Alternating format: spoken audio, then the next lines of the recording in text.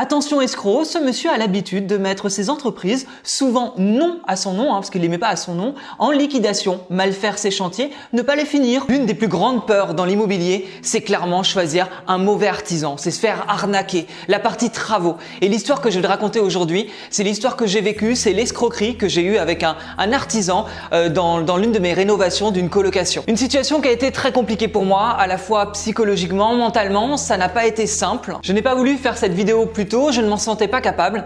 J'ai voulu prendre du recul avant d'enregistrer tout ça. Alors que s'est-il passé? Est-ce que j'ai récupéré les 5500 € ou du moins une partie? Comment j'ai rencontré cette personne alors qu'il y avait plusieurs choses qui auraient dû me faire tiquer dès le début? Comment j'ai découvert la vérité? Je vais tout te raconter. Mais avant tout ça, si tu ne me connais pas, moi c'est Nico, j'investis dans la colocation à distance et sans CDI. T'hésites pas, tu peux t'abonner à ma chaîne YouTube pour suivre toutes mes prochaines vidéos et j'ai une masterclass sur comment investir dans une colocation à distance justement et quelles sont les villes les plus rentables en France pour investir. Tu as le lien qui est juste en dessous de la vidéo, tu as juste qu'à rentrer ton mail et tu as 3 quarts d'heure totalement gratuit pour en savoir plus sur l'investissement en colocation. Alors que s'est-il passé? Eh ben en gros fin 2019, alors que j'allais signer une nouvelle colocation rentable, bien évidemment, mon artisan me dit qu'il ne pourra pas être dispo à ces dates-là et qu'il ne pourra pas faire ce chantier-là.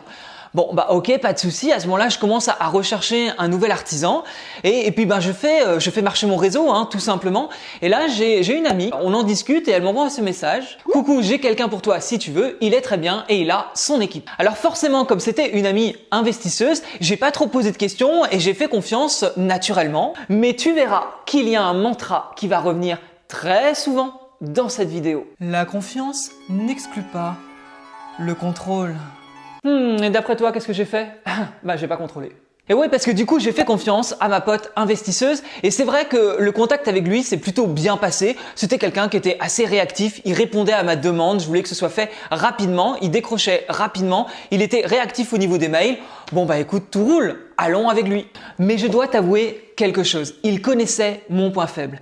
Il savait que le temps était mon point faible. J'ai signé l'appartement fin novembre et il savait que je voulais que cet appart qui ne nécessitait pas trop de travaux soit prêt pour janvier, pour avoir justement la rotation de nouveaux locataires en début d'année. Et il a clairement sorti cette carte de son jeu, la carte de la rapidité. Parce que quand on discutait, que je lui disais que mes délais étaient plutôt courts, à ce moment-là, il me parlait de rapidité. Et il me disait, mais ton chantier sera fini dans les temps. Et il me regardait avec un aplomb et il me disait, non mais je suis pas là pour enfiler des perles. Et je crois que depuis, j'ai un léger doute sur ce point-là. On avait eu l'occasion de se voir avec ma mère qui était de passage dans la région. Du coup, je lui avais montré mon futur investissement. Et c'est vrai qu'on avait été boire un verre par la suite et elle m'avait dit s'il parle aussi bien qu'il le travaille, franchement, ton chantier sera prêt en un minimum de temps. Parce que c'est vrai que c'était un excellent beau parleur. Le genre de personne que je n'aime pas de base. Mais là encore, j'avais été séduit par la rapidité des travaux qu'il m'annonçait. Faut savoir qu'il m'avait demandé de verser l'acompte de 5500 € avant même que j'ai la signature finale de l'appartement. Et c'est quelque chose que je ne fais jamais, mais vraiment jamais. Il m'avait mis la pression en m'expliquant « Non, mais tu sais, à un moment donné, si tu veux avoir tes travaux rapidement, il faut que je contacte les fournisseurs, donc tu dois faire l'acompte avant même d'être propriétaire. » Et je faisais confiance à cette amie investisseuse qui me l'avait conseillé, donc forcément, j'ai fait le virement. De plus, en termes de SMS, il était très présent quand il fallait faire un virement. As-tu fait le virement? Car il faut que je comprime, on va comprendre plutôt commande, les commandes et bloquer les sous-traitants. Tu vois ce genre de SMS où il fallait que je fasse le virement le plus vite possible pour qu'il puisse bloquer les sous-traitants. C'était vraiment son argument pour vraiment qu'on aille le plus vite possible. Bizarrement, une fois le virement de 5500 € effectué, les choses ont commencé à traîner. J'ai signé l'appartement, tout s'est bien passé, sauf que je ne sais pourquoi les vendeurs avaient envoyé les clés à Paris. Or, c'était mon artisan qu'on avait le plus besoin. Enfin bref, ça c'est un autre sujet. Et donc, j'ai dû lui envoyer les clés par la poste. Et quelque chose d'étrange a commencé à se passer. C'est vrai que là, bizarrement, les clés n'arrivaient pas. C'était comme ça, il me disait non, les clés n'arrivent pas, je les reçois pas, je n'ai rien reçu.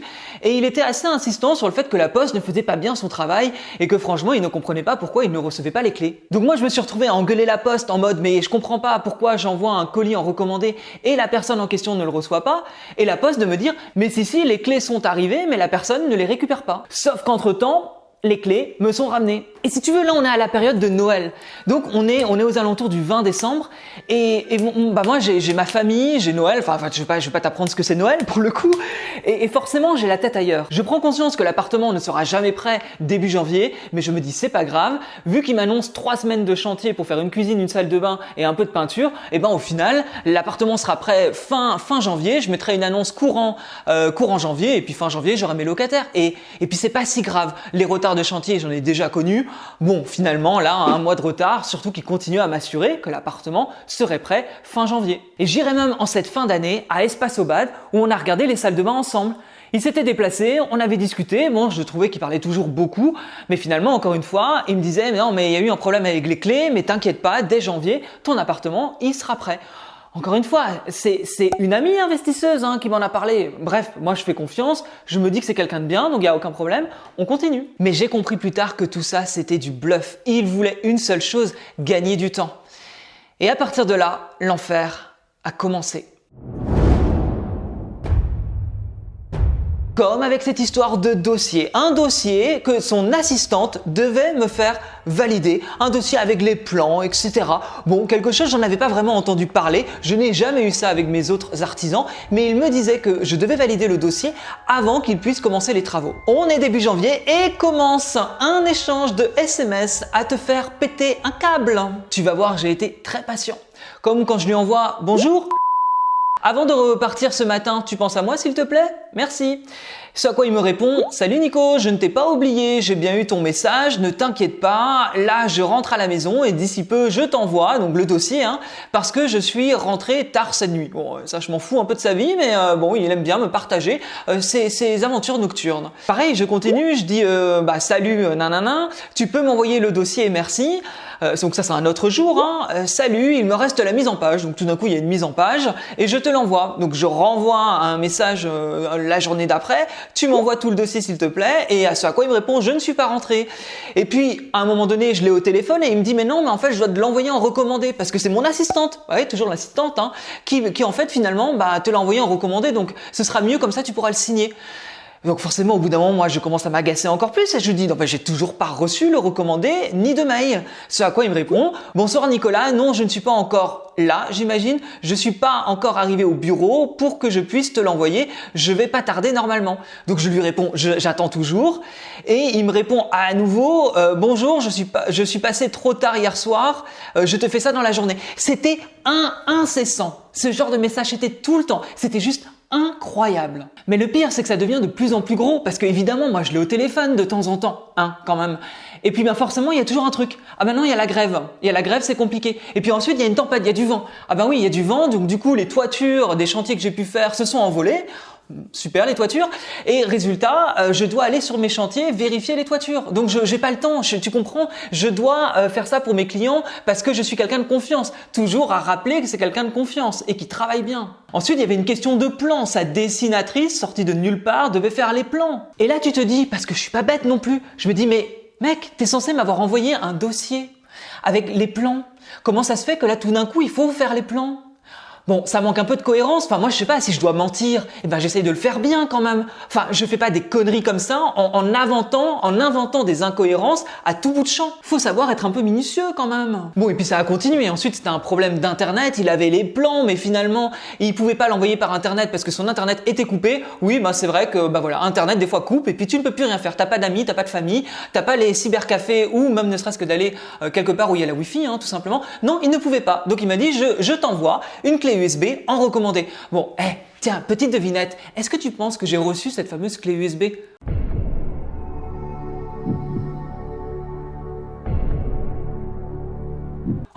Non, évidemment. Avec lui, la poste, ça marchait pas. Bizarrement. Bon. Et puis c'est vrai qu'à un moment donné, il ne répondait plus beaucoup au téléphone. Et je reçois ce message. Bonjour, un planning de début de chantier et de fin vont vous être envoyés. Oui, parce que tout d'un coup, on se vous voit, c'est nouveau, par mail. Donc, vont vous être envoyés par mail pour que vous puissiez prendre vos dispositions. Oui, évidemment, c'est moi, je dois prendre mes dispositions. Ça fait 2 mois que j'attends, mais je dois prendre mes dispositions. Et que les choses avancent dans les plus brefs délais. Les plus brefs délais. Il est gentil. Merci de me le renvoyer signé. Mais est-ce que tu crois que j'ai reçu ce putain de petit planning de début de chantier? Ben non. On voit très bien que ça ne roule pas. Mais à un moment donné, moi, j'ai donné 5500 balles. J'ai une amie, toujours pareil, cette amie investisseuse qui m'avait conseillé cette personne. Donc, je me dis, ça va s'arranger. Évidemment, ça va s'arranger. Et devine ce que je découvre. Parce que là, forcément, je commence quand même à me poser quelques questions, vraiment.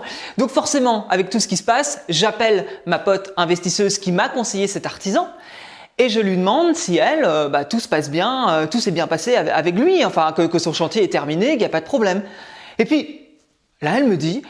c'est marrant que tu m'appelles parce que je sais pas comment te le dire, mais moi il devait faire les travaux en octobre dernier et puis il a pas commencé. Et puis elle rajoute que la personne qui lui a conseillé cet artisan attend toujours la fin de ses travaux depuis l'été dernier. Non, mais c'est une blague là. Non, on n'est pas en train de me dire qu'on m'a conseillé un artisan qui n'a jamais fini ses chantiers. Non, c'est pas possible. Non, parce que là, je commence à être un tout petit peu agacée. Mais juste un tout petit peu. Pas beaucoup, un petit peu. Et là, tu te rends compte que tu n'es pas le seul. Mais non, ça aurait été trop facile. En fait, on a à peu près 6 investisseurs à connaître la même problématique. Une problématique qui ne date pas d'aujourd'hui ou d'hier. Elle date depuis quand même quelques mois. Et je me dis, mais d'où on passe le contact d'un artisan avec qui on a des problèmes à d'autres investisseurs en mode vas-y, il est super sympa, il répond au téléphone. Ouais, enfin moi je m'en fous qu'il réponde au téléphone, je veux qu'il fasse des travaux, tu vois l'idée quoi. Et puis là tu te sens con, tu te sens bête face à cette situation où t'as fait confiance. Je te rappelle, attention, retiens bien ce petit mantra qui suit toute la vidéo. La confiance n'exclut pas le contrôle. Là, dans ma tête, c'est assez simple. Je comprends que récupérer les 5500 €, ça risque d'être un tout petit peu compliqué. J'avoue que j'ai du coup creusé un petit peu et j'ai fait mon Sherlock Holmes. Et j'ai découvert qu'il avait 2 entreprises. En fait, j'avais connaissance de la première entreprise puisque j'avais quand même vérifié sur Google qu'est-ce que ça disait. Mais étant donné que c'était pas une entreprise qui avait des années, il n'y avait pas grand-chose, en tout cas, d'informations. Et je m'étais dit, ok, encore une fois, je passais par... C'était un conseil, on me l'avait conseillé, donc j'ai pas cherché trop à comprendre. Mais en cherchant, j'ai découvert qu'il en avait 2. Et puis, c'est vrai que sa première entreprise, quand on découvre les commentaires sur Google, il n'y a pas besoin d'aller chercher bien loin. Quand on découvre les commentaires sur Google, là on se dit merde, je crois que j'ai mis le doigt sur le bon, l'excellent. Là c'était ce qu'il fallait faire. Sur sa première entreprise, on peut lire plusieurs avis comme entreprise qui risque de faire faillite. Si je puis me permettre, je vous conseille de faire appel à quelqu'un d'autre ou de faire vous-même vos travaux. Si Monsieur Bip a été payé, attendez-vous à ce que vos travaux ne soient jamais terminés. Cette personne n'est pas solvable car il monte des entreprises avec sa femme depuis des années, donc il s'y connaît un peu en arnaque. Bref, entreprise et personne à éviter. Enfin là, c'est même plus qu'à éviter. Là, tu fuis, tu cours. Autre petit avis bien sympathique. Attention escroc, ce monsieur a l'habitude de mettre ses entreprises, souvent non à son nom, parce qu'il les met pas à son nom, en liquidation. Mal faire ses chantiers, ne pas les finir.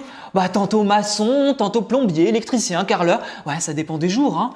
Laisser ses créanciers sans rien. Pour ma part, 8500 €. En termes d'une procédure de justice, je n'aurais rien car insolvable, rien à son nom, à bon entendeur. Si j'étais tombé dessus un petit peu plus tôt, je pense que ça m'aurait évité quelques soucis. Bon, j'ai été vérifier tout ça sur société.com. J'ai vu que la première entreprise, effectivement, était en liquidation, c'était radié. Enfin, j'ai fait mes recherches et honnêtement, c'était pas si compliqué de trouver tout ça. C'est quand même assez fou que 6 investisseurs se sont fait avoir quand tout ça est sur Internet. Ça, je trouve complètement dingue. La suite n'est pas jolie. Clairement, ça a été pour moi une période compliquée. J'étais anxieux, je ne dormais pas la nuit, je faisais des insomnies.